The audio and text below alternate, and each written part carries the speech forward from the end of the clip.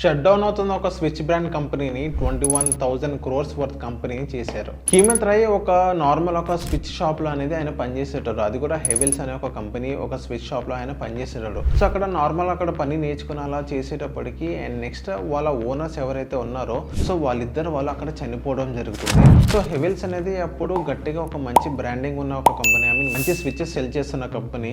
So గ్రాడ్యువల్గా దాని sales అనేది బాగా తగ్గిపోతుంది.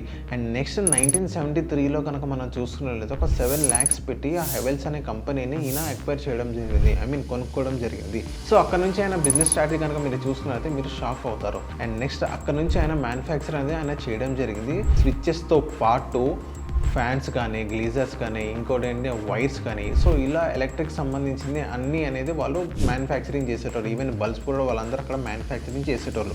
సో అలాగా వాళ్ళ బ్రాండింగ్ అనేది నెక్స్ట్ లెవెల్ పెరిగింది, వాళ్ళ సేల్స్ కూడా విపరీతంగా పెరిగింది. సో వాళ్ళు అక్కడ మ్యానుఫ్యాక్చరింగ్ చేస్తూ అక్కడ వాళ్ళు మంచి రిలేషన్ అనేది వాళ్ళు మెయింటైన్ చేసేటోరు అనమాట. దాని తర్వాత వాళ్ళు ఒక మంచి అడ్వాన్స్గా మూవ్ అయ్యారు. అడ్వర్టైజింగ్ అనేది మంచిగా ఫన్నీగా చేసేటోరు. సో చాలామంది ఇండియన్ పీపుల్స్ అనేది హెవెల్స్ బ్రాండ్కి బాగా అట్రాక్ట్ అయ్యారు అడ్వర్టైజింగ్ చూసి. సో అక్కడ నుంచి వాళ్ళ సేల్స్ అనేది విపరీతంగా పెరిగిపోయింది. అండ్ నెక్స్ట్ ఇప్పుడు కనుక మనం చూసుకున్నట్లయితే హెవెల్స్ అనేది 2,100 crores వర్త్ కంపెనీగా మారారు. అది పడిపోతున్న కంపెనీని మొత్తం ఒక 7 lakhs ఇన్వెస్ట్ చేసి 2,100 crores కంపెనీగా వాళ్ళు బిల్డ్ చేశారనమాట. సో ఒక బిజినెస్ని బిల్డ్ చేయడానికి ఇంత కష్టం ఉంటుంది. ఇంకోటి అంటే స్మార్ట్ స్ట్రాటజీ కూడా ఉంటాయి. ఈ హెవెల్స్ బ్రాండ్ అంటే ఇప్పుడు లాయిడ్ కానీ ఇంకా పెద్ద పెద్ద బిగ్ ప్లేయర్స్ని వాళ్ళని గట్టిగా కాంపిటీషన్ ఇస్తుంది. సో ఇప్పుడు మీ ఇంట్లో ఏ బ్రాండ్ ఉందో కింద కమెంట్ చేయండి అండ్ మా పేజ్ని ఫాలో అవ్వండి.